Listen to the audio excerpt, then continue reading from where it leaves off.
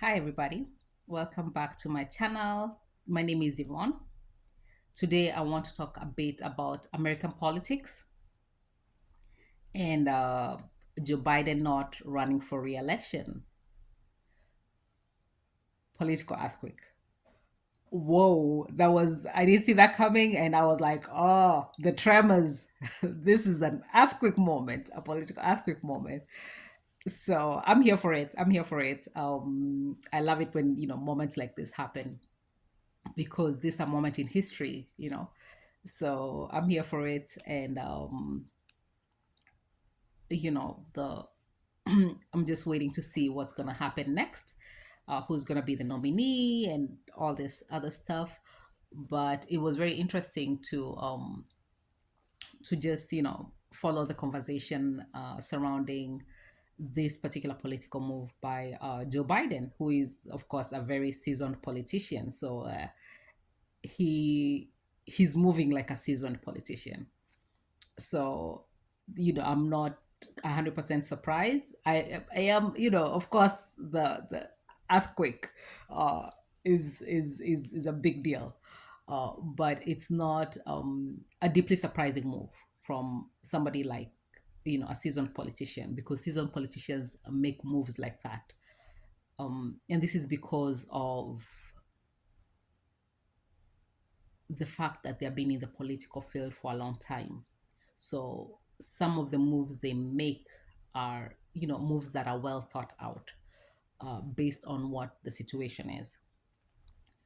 So it's just, it's interesting. It's interesting, and I'm here for it.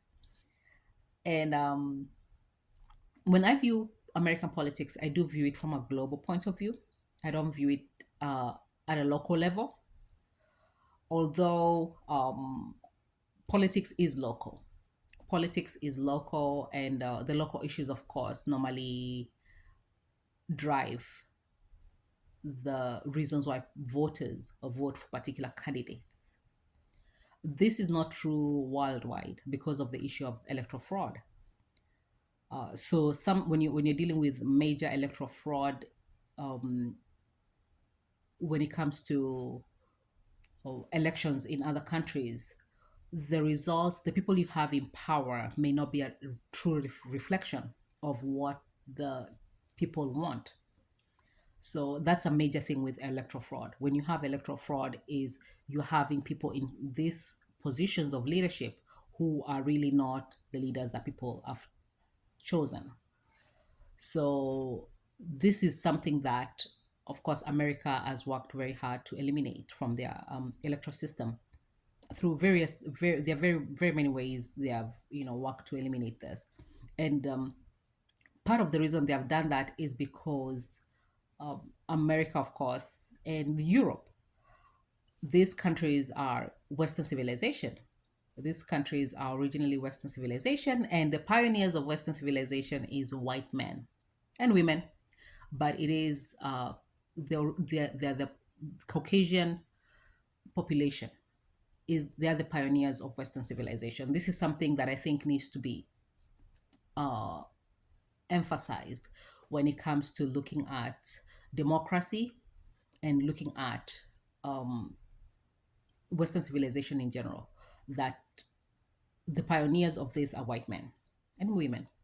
The and because of that, when other countries around the world implement or borrow Western civilization forms of governance, some of the struggles they're having is because they are borrowing this type of civilization. This is not something that is inherently coming out from them. So this is one thing that I believe um, that people need to always remember, that all these societies around the world, be it India, Africa, Asia, in the Arab world, when they use democracy as a system of governance in their countries, that is not a system that they created. So they're going to have challenges implementing the system. And with that said, uh, I'm looking forward to the to November, what's going on with the American election. I'm following. I'm following, on the sidelines. I do sometimes volunteer because I do live in the US. So I do sometimes volunteer in the political process. We'll see. We'll see if I volunteer, this year.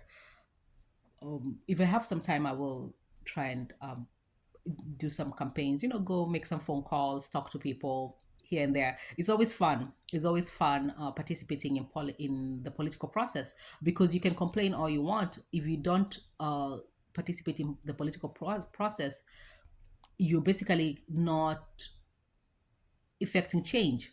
You're not part of the people who are effecting the change that is needed in society to make your life easier, because ultimately it comes back to you.